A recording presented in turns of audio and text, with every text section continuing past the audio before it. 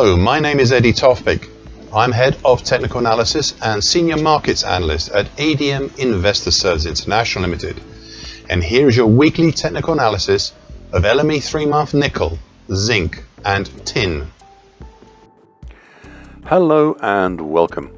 Before we start, I just wanted to let you know that no AI, that is artificial intelligence, was ever used in the composition, production, or recognition of any of the patterns, levels, analysis, or any related items on these, my charts. This was all my own original work, as I think you deserve to have that. So with that, LME 3-month nickel. Okay, so just to remind you once more, and it is a timely reminder given what happened last week, as I have said repeatedly in this commentary for months and months, that the most significant feature of this market has been the key lows of 2021 at 15,665, which led to the lows of late November 2023 plus the lows in 2024, most recently late October, November and early December. I suppose also the congestion in January and February, late April, May and early June this year, and last week's high. I'd also add that for many months I'd also highlighted how the 15,840 level, along with this low for 2021 at 15,665, was and is still key. So 15,665. And moving down through it this past week has been the gold long moving average, currently at 15,645. Then what is now a significant bright red upper red tine, currently at 15,530 of the early October 24 to mid-March 25 bearish shift pitchfork, with next the mauve medium moving average below at 15,495, then the 50% Fibonacci line for 2025 at 15,325, and finally close to the market, the green short medium moving average currently at 15,280. That is just above the market. As I've repeatedly said before, altogether some of these are some pretty heavy duty resistances which have been previously capping the market. Meanwhile, we are now back within a recent congestion zone between about the 50% Fibonacci line at 15,325 down to November 2020 low at 14,935. I'll repeat my commentary from the last 2 weeks when I said, and I quote, over all of the recent actions, we have the bright red early October 24 to mid-March 25 bearish shift pitchfork in charge. The question is whether the bright red upper tine can withstand the pressure building up to challenge it. If it does, then, as I said last week, so that's now 2 weeks ago, and I quote, the hesitation we saw in April and May ahead of the 16,000 to 16,780 area was enough that we can look at the mid-April to end May action as a double top pattern, even Eve type. 7 weeks ago, so that's now 9 weeks ago, 7 weeks ago reached and breached the neckline for this pattern down in the 15,200 level, just below the 50% Fibonacci line for 2025 at 15,325, end of quote. I further added, and I quote, you would need confirmed consecutive closes below this level to contemplate the downside. But whilst I cannot set target below, I can indicate potentials. Thus, the primary potential after a confirmed break low will be down in the 14,835 zone, so not too far away, whilst the secondary potential will be down in the 14,380 zone. I say again, these are just potentials, but ones that might come about as targets if a move lower happens before I get a chance to comment next time. And that's the end of the quote. 6 weeks ago, we tested lower to new lows not seen since mid-April, leading me to clarify the status of these two potentials. Thus, we have a primary target reached 4 weeks ago, down at 14,835, and a secondary hard-to-reach target X1 down at 14,380. That's still alive. Now, the secondary target X1 is once more, if not directly under threat, then in the region of being threatened.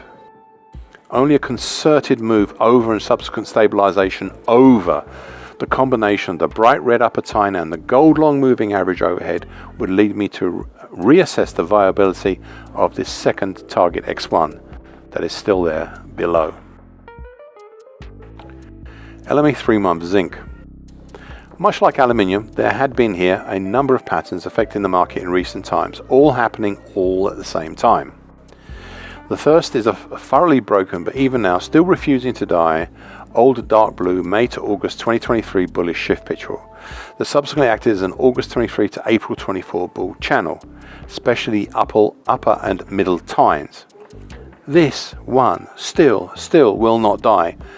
Even when I thought 16 weeks ago that it had finally expired, it came back like a high-functioning zombie, influencing and impacting the market, especially the dark blue lower tine, currently at 26.84.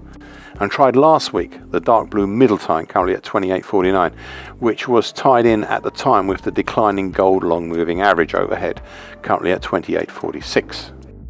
Next, we have the bright green December 24 to mid-March this year bearish shift pitch fork. Prices 2 Fridays ago broke up and out of this pattern and have seemingly started to stabilize over it. We shall see on this one. These actions nevertheless put this pattern on notice of now being retired.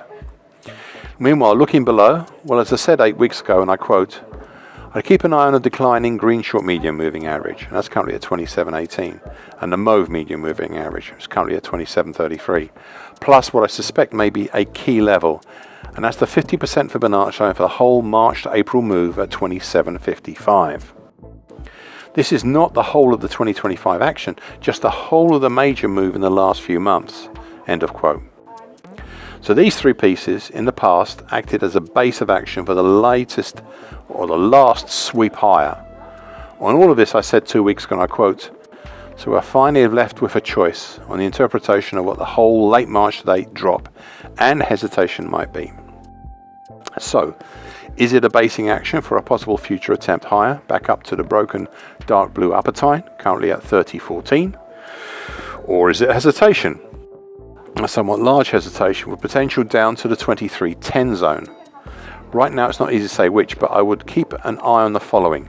The bright green bearish shift pitch fork, the short medium moving average and the medium moving average, and the 50% Fibonacci line at 27.55. They all have given a clue to a somewhat bearish future, but this has been countered by the big old broken dark blue lower tine, which is still here. End of quote. Yes, the big old broken dark blue lower tine lit the fuse for this latest attempt higher we've seen recently, but the combined gold long moving average and dark blue middle tine dropped a load of sand on it and may have extinguished it, or at least temporarily turned it into just a smoking pile of whatever. And that is the bullish incentive underneath all that. LME 3-month tin. Okay, so the big picture here has been centered for a while on the dark blue late November 24 to mid-April 25 bullish shift pitch fork. We're in between the lower tine below, currently at 20.335, and the middle tine above, currently at 30.335, I should say, not 20, where the middle lower tine below is at 30.335, and the middle tine above currently at 35.120. Now, as I've said here previously, much like some of the other metals I've discussed here today, there are a number of patterns affecting the market all at the same time. Now, looking from the bottom upwards, we have the low of April and 2025 so far down at 28.925, just below the July 2011 high at 29.005. On the way down, their prices passed through the now flatlining gold long moving average, which is now again support, currently at 31.700, and the closest support, the mauve medium moving average, currently at 33.040. And the green short medium moving average currently 32.900, though this latter one is actually, to my mind, is dubious. Then there is the purple neckline extension, currently at 32.700 of the April 24 head and shoulders continuation pattern. This had been a resistance in the recent past, but I am now beginning to suspect that it might have now been, and still is, more of an attractor to the market than anything else. Closer into the market, we have the small but significant congestion of the previous all-time high back in April 2011 at 33.605, and the 50% Fibonacci line of the whole of the 2025 move so far at 33.660. These two are interfering with play right now, and I have to add once again. Above is the next 50% Fibonacci line, this time for the March to October 2022 move at 34,175. We then come to a close-in trio of resistances that are now starting to spread apart. They are the dark blue middle time, currently at 35,120. The bright red neckline extension, currently at 35,195, and that's at the August to November 24 head and shoulders top. And the interesting, though I'm not sure how good it would be, bright green lower time, currently at 35,395 of the broken November 23 to November 24 bullish shift pitchfork. I'm on the verge of retiring this last one, as it was broken back in April, but it did see some good action since as a dynamic resistance, so I thought it's still best to include it. Now, I'd recently put forward the idea that the whole early April to date action could possibly be a really big bearish halfway hesitation.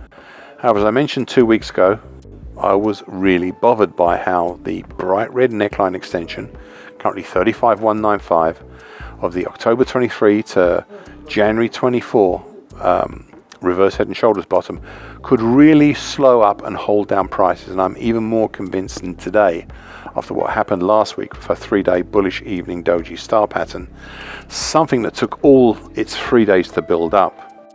Thus, whilst I have now shelved the idea of a big bearish halfway hesitation here, I'm still on the lookout for the next pattern idea. I might just now start watching towards the upside, just in case. Thank you for listening and watching this broadcast. This weekly broadcast gives the essential market patterns and consequences. Please be aware of the risk disclaimer posted both at the front and at the back of this broadcast. The copyright is Eddie Tofpik and ADM Investor Services International Limited. And here comes the final important bit.